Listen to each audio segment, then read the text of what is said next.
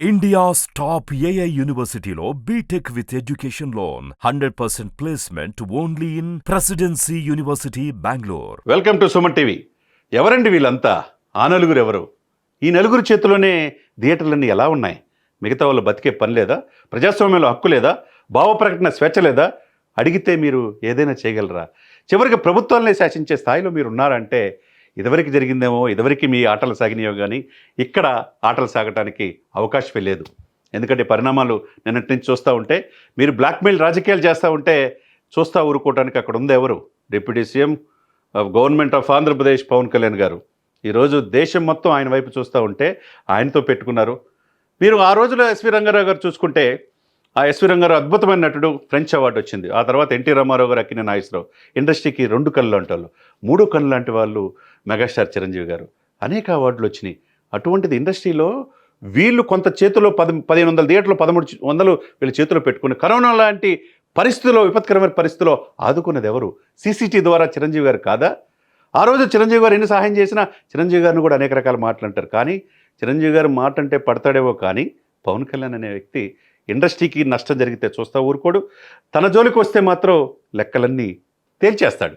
కాబట్టి ఆనాటి తరంకి ఏముందంటే, సినిమాలు హీరోలు, నిర్మాతలు మా హీరోలు అనుకునేవాళ్ళు. ఇప్పుడు నిర్మాతలే సినిమా హీరోలు తయారు చేసే పరిస్థితి ఉందా అంటే అదే కనపడుతుంది. ఆంధ్రప్రదేశ్ మీకు అన్నీ చేస్తాం, మీకు సినిమా పరిశ్రమ హోదా కల్పిస్తాం, అన్ని మెరుగైన సదుపాయాలు కల్పిస్తాం, మీ టికెట్ల రేటు పెంచుకోవడానికి అన్ని అవకాశాలు కల్పిస్తామంటే మీరు 1 ఇయర్ నుంచి కనీసం ఆ ముఖ్యమంత్రిని కానీ డిప్యూటీ సీఎం కానీ కలిసింది లేదు.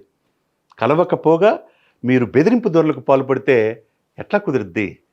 అక్కడ ఉంది పవన్ కళ్యాణ్ గారు. ఎందుకంటే ఒక అసోసియేషన్ ఫామ్ చేయబోతున్నారు. ఆ అసోసియేషన్ ఫామ్ చేయడంతో పాటుగా లెక్కలన్నీ తీర్చబోతున్నారు. అసలు సినిమా టికెట్ల రేట్లు పెంచుకోవటం ద్వారా మీకు వచ్చిన ఆదాయం ఎంత? ప్రభుత్వానికి కట్టేది ఏంది? ప్రభుత్వాన్ని కడుతున్నారా లేదా? దీంతోపాటు టికెట్లతో పాటుగా మీకు ఇచ్చే పాప్కార్న్లకి మీరు ఎంత? 250 రూపాయలు వసూలు చేస్తున్నారు. అక్కడ వాటర్ బాటిల్ ఎంత తీసుకున్నారు? శీతల పానీయాలకి ఎంత తీసుకున్నారు? సైకిల్ స్టాండ్కి ఎంత తీసుకున్నారు? ఇవన్నీ కూడా లెక్క తీసే పనిలో ఆంధ్రప్రదేశ్ ప్రభుత్వం ఉంది.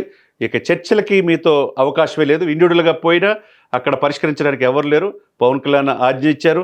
అదేవిధంగా కందుల దుర్గేష్ గారు కూడా ఆంధ్రప్రదేశ్ హోంశాఖ కార్యదర్శి కూడా ఎవరు దీన్ని అనుకున్నారో కుట్రకి భగ్నం చేయాలనే ఉద్దేశంతో ఆదేశాలు ఇచ్చారు. కాబట్టి ఈ దొంగలు ఎవరు? ఆ నలుగురు ఎవరు? ఈ నలుగురు చేతిలో ఇండస్ట్రీ ఎందుకు సాగిలపడాలి అనేది లెక్క చేల్చే పనిలో ఆంధ్రప్రదేశ్ ప్రభుత్వం ఉన్నది. వాళ్ళకి రోజులు ఇన్నాళ్ళకి, ఇన్ని దశాబ్దాల్లో మేము ఒకటో లేని మహారాజులు అనుకునే వాళ్ళందరికీ కూడా గడ్డు పరిస్తే ఎదుర్కొనే అవకాశం స్పష్టంగా కనపడుతుంది అన్నమాట.